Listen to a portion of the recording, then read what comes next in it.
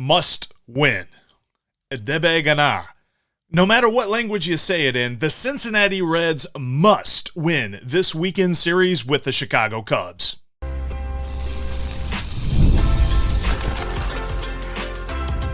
You are Locked On Reds, your daily Cincinnati Reds podcast, part of the Locked On Podcast Network, your team every day.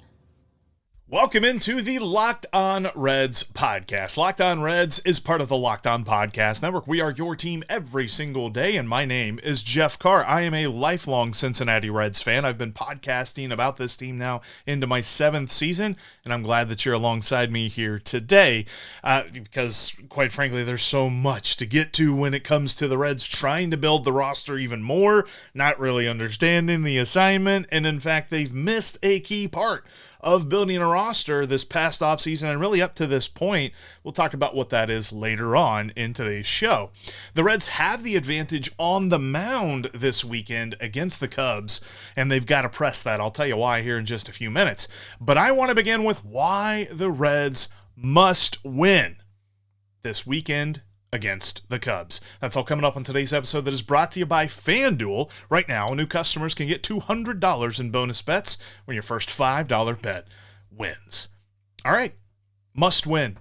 It's the most overused term in sports, but it's exactly what the Cincinnati Reds need to do this weekend. In fact, I was trying to come up with a whole bunch of different ways to say must win. I mean, I tried to say it in Spanish there in the cold open. I'm sure I probably butchered that, or I apologize to anybody that was like, Jeff, you really didn't say that right. Debe ganar. I really thought I had that right. But the Reds must win this weekend series against the Cubs because we all thought this team was ready to compete for the division. They had certain things in place. They have certain holes that they didn't fill, and we'll get into that later on in today's show. But for the most part, the bones were there. The manager is there. They got the right guy leading the ship, right? And here they are, one game under 500. And the Reds are 5.5 back right now of the Cubs. Look, they can't win the division this weekend, but they can certainly fall out of the race by June. They've got 6 games. This is 3 games here, 3 games next weekend in Chicago against the Cubs. 6 games this next 9 days or so. They've got to take at least 4 of them. Definitely got to take at least 2 this weekend to get that done. Because if they fall out of this race early on, there's going to be some other questions that we have to ask about this team, and I don't really want to get there yet. We've sort of broached the idea of what the Reds could be like if they are sellers, but I don't want to get there just yet because I don't think they're out of it. I know there was a commenter the other day that was like, you guys just keep telling us how much they're out of it. I'm done. I've not said that. I don't know who said that. Steve has not said that. They've been disappointing, but we don't think they're out of it. They've got a shot, and the shot begins with winning this weekend. Look, the Reds have not played up to where their run differential would say that they should be. We've done this the past couple of seasons, right? Feels like the run differential says they're a better team than their record does, but the record's what matters. But guess what?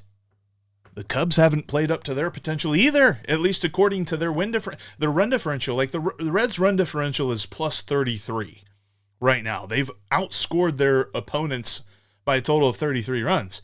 The Cubs have outscored their opponents by a total of 83 runs. Cubs are 30-20, but their run differential says that they should be 32-18. The Reds are 25-26, but their run differential says they should be 29-22. There's maths and equations and things like that go into all of that stuff. But basically, the overall performance of the team suggests that they should have a better record. Same with the Cubs.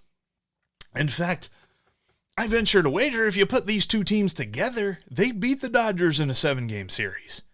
You have the Cubs lineup and the Reds pitching. That would be beautiful, but they're 2 teams.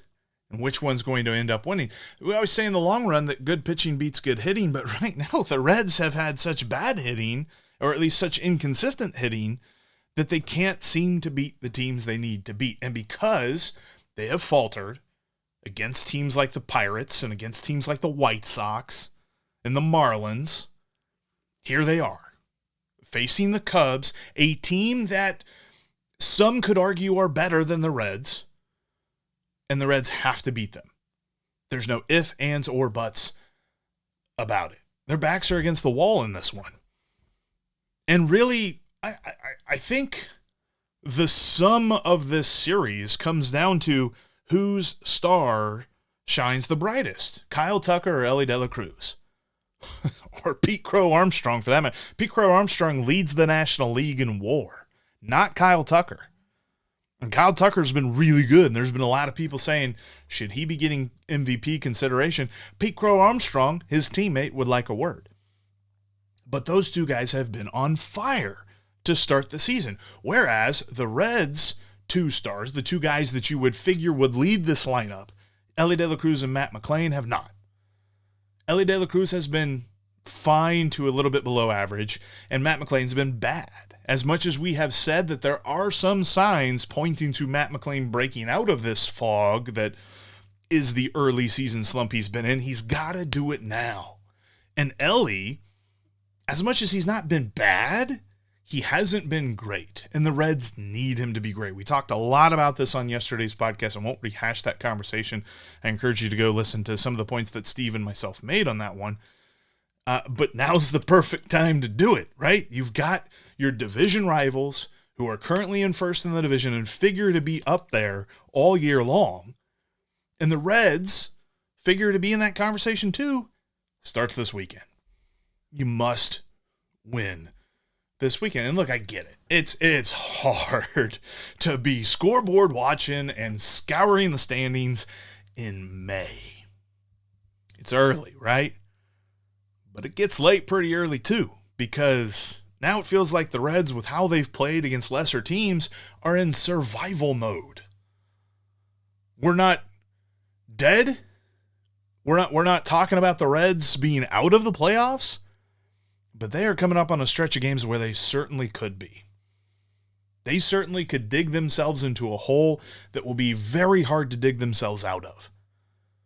And as much as we say that where they are right now, if they can continue to hang around 500 and then get hot when it gets hot, you're really cooking with gas at that point, and then you just need to get that one big bat, and we're talking playoffs. But if they dig that hole anymore, that's not going to be the conversation. The conversation is going to be, how can they get back to 500? And if that's what we're talking about, then we've got to look long and hard into the mirror and think, are they going to be there by the time the trade deadline happens? What does that mean for this roster? So you must win this weekend. I think that it's interesting because there's so many people. There's two camps when it comes to talking about must-win games. When it comes to any sport, when it comes to baseball or football or basketball, there's two camps of people. They're saying, well, yeah, you must win. You must win every game. Or there's the other people that say, well, how can it be a must-win? It's early. They're not done yet. I'm right in the middle right now because they must win 2 out of 3 this weekend. Because they're looking at a scenario right now that if they lose much more, and then they do hit those stretch of games where it seems like they're playing teams that they could beat, and they don't, then we won't be talking about playoffs like we frankly should be. We're to the point in this build, rebuild, whatever it is, that we should be talking about playoffs. And the Reds could certainly dig themselves into a hole that they will not be talking about that if they do not win, and win now, and win against the Cubs. And the good news is they've got an advantage. It's on the mound, and the Reds have to take advantage of that advantage.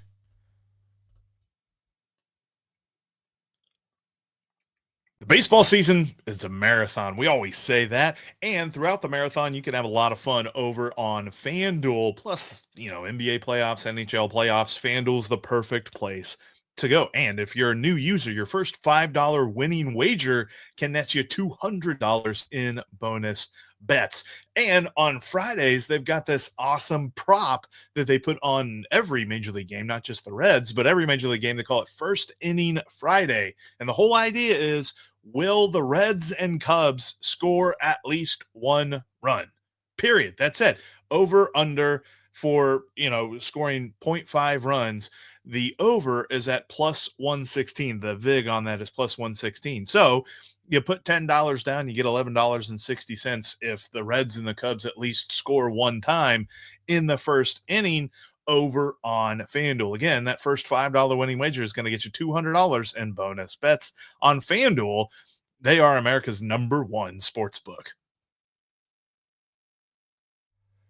Make sure you are subscribed. That way you don't miss any of the great Reds content that we've got coming for you all year long.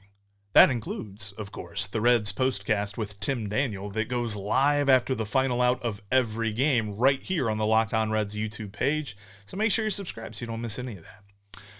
All right, the Reds' advantage is on the mound in this series, and quite frankly, for the rest of the season.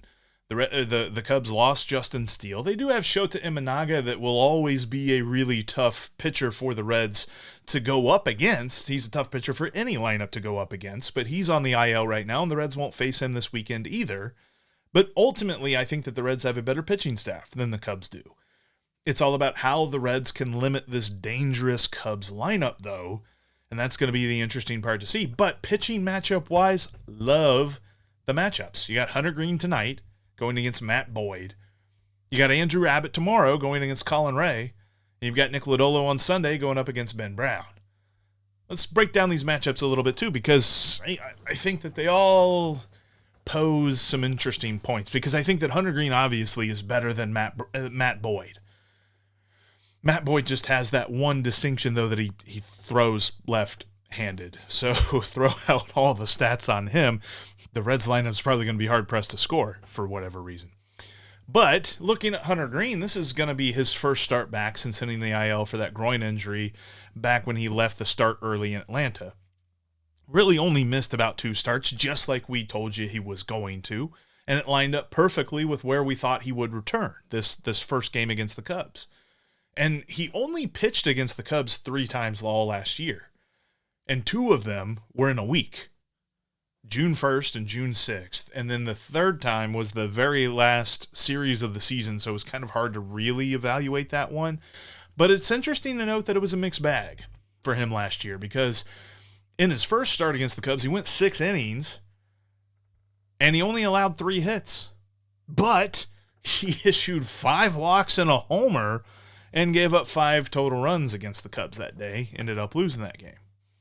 His second start came just 5 days later against the Cubs again on June 6th, and he pitched 6 2/3 and cut back to just 2 walks that day, but he allowed 5 hits and 2 home runs, and so that was 4 runs against him. So the Cubs have seen what Hunter Greene can do, at least up until this point, because we've talked about we talked about the improvement, the evolution of Hunter Greene this season, and how he's really using all of his pitches as out pitches, and none of them are show me pitches anymore. So how does that change how the Cubs attack him, especially since the Cubs have their own newcomer and Kyle Tucker, and quite frankly, Pete Crow Armstrong was not a factor for them last season, but he is a huge factor for them now. So how does that all factor into this? In fact, when you look at his entire career against the Cubs, Hunter Greene has faced the Cubs a total of 7 times, and he's allowed less than a base runner per inning in 37 2/3 innings, and he has 46 strikeouts. So he's got a nice track record here. I'm looking for a big start for him in his first game back. Really, I just feel like if the Reds can just score 1 time, maybe 2. Sounds like I'm asking for a lot when I say maybe 2. But maybe 2 against Matt Boyd, and force the Cubs into their bullpen in the 6th or the 7th inning. Feels like they should win this game. We'll see, though. We'll see, because it's really about the Reds' run scoring, and they've just not been doing it on a very consistent basis here. But the advantage on the mound continues tomorrow with the absolutely on fire I really should have looked at all the synonyms for on fire as much as I did for must win. But Andrew Abbott is just as hot as the surface of the sun right now. I mean, his May has been absolutely ridiculous. Think about this. He's pitched 20 innings this month. He has allowed 1 run in 20 innings. And oddly enough, that 1 run came against the other Chicago team, the White Sox. But he has a strikeout to walk ratio of 3.29. So for every walk, he's striking out at least 3 more guys. Pretty good. You walk 1 guy in the inning, then you just strike out the side. Oh boy. Gotta love that. The one thing is he has allowed a lot of contact. There's been 15 hits against him this month, but he's been able to work around that. And I think that's really why there's been some times where he hasn't gone deeper into ball games, just because he's pitched through some stressful innings where guys are on base and he's having to work through a jam or something like that. But he's been very good at working through those jams. He faced the Cubs just 1 time last year. It was on June 8th. He did hold them to just 1 run, but he only pitched 5 innings. He did have 5 strikeouts in that one, but he also allowed 9 base runners. If you could have the most stressful start that you only allowed 1 run in, I don't know that it could get much more stressful than 5 hits and 4 walks. But that's how that went for him on June 8th of last year. And then when you look at who he's going up against, Colin Rea has kind of been the swing man in the pitching staff for the Cubs this year. He's pitched some out of the bullpen and he's pitched some in the rotation, and he's been pretty good so far. But he's been a little bit vulnerable recently, and I really think that the Reds have an opportunity here to get the bats going. Colin Rea, not left-handed, right-handed, so, point in favor of the Reds there already. And he's allowed at least 1 home run. He's allowed exactly 1 home run in each of his last 4 appearances. And he is generally a fly ball pitcher this year because only 37% of the balls put in play against him have been on the ground. So it kind of feels like this is the guy. And this is going to be a very annoying game one way or the other, because they're probably going to either score a lot or score none. Because the way that Colin Rea pitches, he doesn't walk people. He pitches to contact. He tries to miss barrels, not bats. And the Reds have had trouble with that at times this year, whether left-handed or right-handed. So it'll be interesting to see how this one goes. Feels like if the Reds can score in the first inning on Saturday, then they're going to score a lot. And hopefully that is a good enough support of Andrew Abbott for him to pitch through a super tough Cubs lineup. I mean, this Cubs lineup is really good this year. They're challenging the Dodgers, I think, in their production. I think it would be silly for us to look at this series and say, wow, yeah, Cubs lineup's just going to get mowed down by this Reds pitching staff. They've got a good lineup, man. This is going to be a tough stretch. The good news is the Reds got the 3 best dudes in the rotation going up against them, because on Sunday they got Nick Lodolo. Now, Nick Lodolo's been intriguing this year, and not in the best of ways. He has kind of had this trend of one start, he is really efficient. And then the next start, right after that efficient one, is very inefficient. And I hate to say it, but his last start was really efficient. So I'm kind of worried about which Nick Lodolo we get this Sunday. Needs to start settling into that efficiency a little bit more. He's been really good all season about not giving up walks, but what happens is he starts to give up hits, so then he starts to nibble, and he doesn't walk guys, but guys foul off a lot of his pitches because he's not getting as much swing and miss as you would think. He's doing a good job of forcing guys to swing at pitches outside of the zone, but he's not getting a lot of swing and misses. He's getting foul ball after foul ball. Seems like, 6, 7, 8 pitch at bats happen a lot against him. 9, 10 pitches, things like that. And that pushes his pitch count up, causes him to have to come out of the game earlier than you would expect. And then that gets just a little bit annoying. But ultimately, it's been a good year so far. It's just if you're looking at how his performances have been, they've been a little bit uneven as far as efficiency is concerned. So I'll be looking for that this Sunday to see just how he pitches against the Cubs here. I mean, he had 2 starts. It's interesting because In 2024, he had 3 starts against the Cubs, and if you just look at them as a whole, you'd say, well, he did poorly, but you'd be wrong because he had 2 starts in June where he pitched a total of 12 innings and he allowed a total of 3 earned runs in all 12 innings. Pitched amazing. But then he pitched once against them on July 31st, and he allowed 8 runs in 5 2/3 innings. So that killed everything. That's why it's kind of hard to look at ERA in a small sample size, just another reminder of that. But yeah, so when you look at his matchups last year, that's why you will see that he didn't match up well against him, but it was all because of 1 start on July 31st. And he's going up against Ben Brown. And I know that someone's going to write this down, and I'm going to get some hate for this. But the Reds should get right against Ben Brown. The Reds should hit Ben Brown.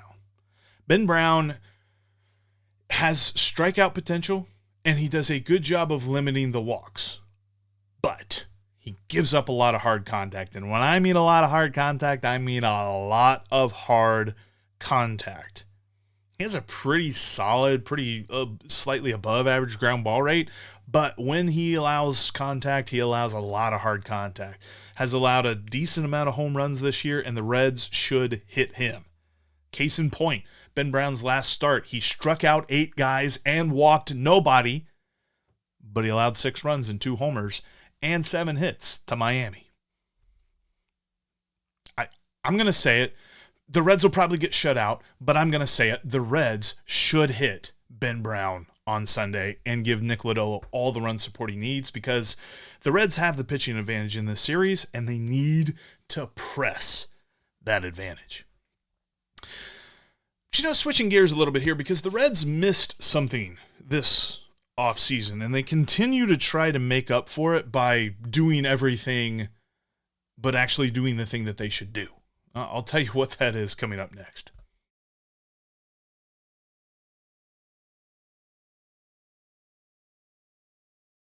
If you can't watch us on YouTube, you can always listen to us on your favorite podcasting app. We're seriously on every single one of them out there, so check them out today. Also, make sure you check out Locked On MLB Game Night.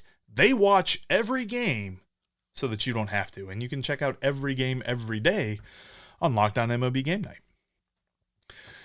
All right, so if you saw the news, just very soon before I hit record on this, we've had some interesting scheduling snafus. That's why Steve's not on this episode with me, and had a crazy day, so I didn't get to record this until Friday afternoon.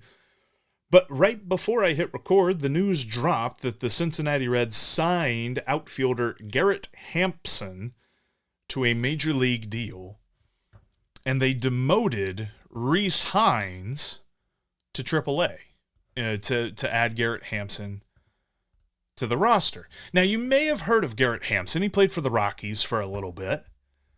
And, he's not been really that good. Garrett Hampson has played a total of 8 seasons in the major leagues. And in those 8 seasons in the major leagues, he has an OPS plus of 72. 72. In fact, the last time he had an OPS over 700 was 2023 when he was a Miami Marlin. The last 2 years, last year he had a 576 OPS, and to this point this year in Arizona, he's had a 526. He's slugging a .67. He has 5 hits. 5 singles. What are we doing? What is this? There are times, and we have given Nick Krall credit where credit is due when he makes good moves.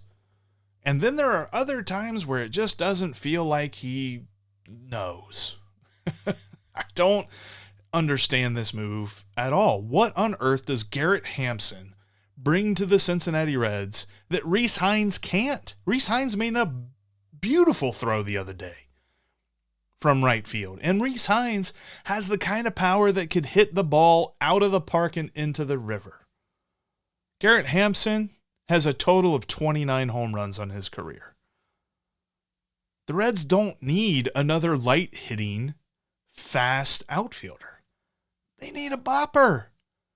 And in fact, this is something that Marty Brennaman, former voice of the Cincinnati Reds, said on a recent episode. He was appearing on a Chatterbox Sports episode of Off the Bench, and Marty responded to something that Elliot Rearing said by saying this. He said, quote, "I think they missed the boat in the offseason. Priority one for me, and I think I speak for a lot of people relatively close to the situation, they needed to go out and get a veteran hitter who had a track record of hitting home runs and driving in runs." This is what Marty said on the Off the Bench show. He continued by saying, "Then put that guy in the middle of the order to take pressure off the Spencer Steers of the world and the Will Bensons, the young players like Matt McLain. For whatever the reason, probably monetary, they did not do that. And they're still making up for it. They traded for Connor Joe. And I'm not saying that they're trading for the exact guy that Marty is talking about, because they're literally just trying to find anybody with major league experience that they can fit into the outfield somewhere. Because they have built the rest of this roster with little to no major league experience. And the guys who are experienced aren't necessarily the most reliable. Look, I get it. Austin Hayes had a nice 2023, and we talked a lot about that. And I think that he's had a pretty solid 2025 to this point when he's been healthy. But he's not the guy that Marty is talking about here. In fact, I think if Marty were to add a name to this, Marty would have said Paul Goldschmidt. And you'll remember, there was an episode that Steve and I did because we got questions. We had people asking us, should the Reds go get Paul Goldschmidt? And Steve and I laughed. I thought it was a hilarious notion that the Reds should even consider Paul Goldschmidt for two reasons. First one was last year was not that great. He was a very lackluster performer, and especially considering his career, really looked like Father Time was catching up to him. The other reason being, the Reds have Christian Encarnacion Strand. I feel horrible about both of those takes because I was completely wrong. Right now, Paul Goldschmidt, if he were a Cincinnati Red, he would be the Reds' most valuable hitter currently. He has more WAR than any of the Reds' position players. He's also hitting .337, and he also has an OPS plus that would be far and away above anybody else on this team who plays on a regular basis. So yeah, the Reds should have signed Paul Goldschmidt. I was completely wrong at that time because what did the Yankees sign Paul Goldschmidt for? Was it 5 years, 700? No. Was it 3? No. It was 1 year, $12.5 million. It's the most Reds deal I can think of. Reds friendly deal I can think of. Any small market team should have signed Paul Goldschmidt for this. And there's a philosophy that I have been sold on for a couple of years that I am now reconsidering. It is a philosophy that we have been fed as Reds fans over the last couple of years, and that is younger is better. In almost all cases, the Reds have been moving toward we're getting younger at this position, we're getting more talent at this position, we're getting more potential at this position, all this other stuff.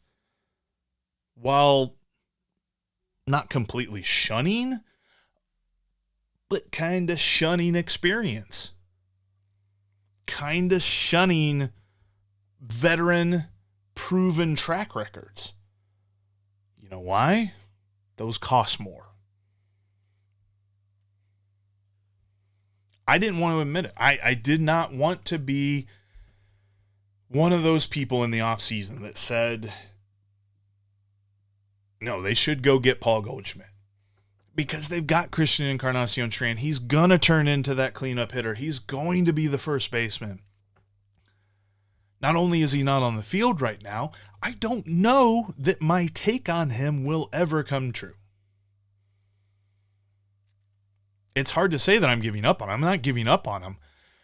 But it would certainly look a lot better had the Reds gone and got Paul Goldschmidt.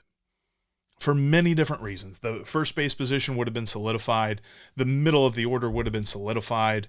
The Cardinals would have been belly aching, right? Cardinals fans would have hated that. That would have been so much fun. And obviously that's not a reason to make a move, but that would have been so much fun. But instead, the Reds didn't do that. The Reds go for Austin Hayes, and that's fine.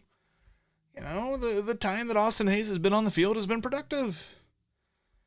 He's not been on the field a lot, but the time he's been on the field, he's been productive. So I think what I'm getting at here, and the more that we see these moves of Connor, Joe, and Garrett Hampson, is the Reds they're trying to fit a square block into a round hole. They've just got to find the right piece, and we all know what the right piece is. It's a veteran hitter with a proven track record.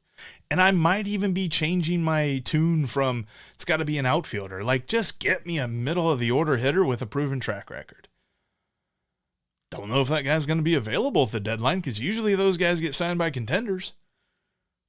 So we'll see if the Reds have that opportunity because they've kind of backed themselves into a hole now where it's like you have who you have. Your team is on the field. And as much as we get excited about the potential for the Reds trading for a Luis Robert or a Cedric Mullins or a Jesus Sanchez or somebody like that, you also have to wonder how much do they move the needle? And the Reds wouldn't have had to trade anything. They would have just had to sign a check for a guy like Paul Goldschmidt. And it points back to the thing that everybody always wants to talk about.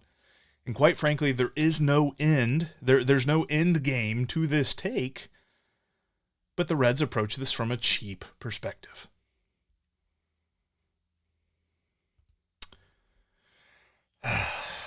Debe Ganar. Okay. Must win. Got it. Debe Ganar. I'm going to try. Yeah, I think I got that right. I'm going to ask somebody if I actually said that right. I tried to listen to Google Translate a bunch to see if I pronounced that correctly, but must win series.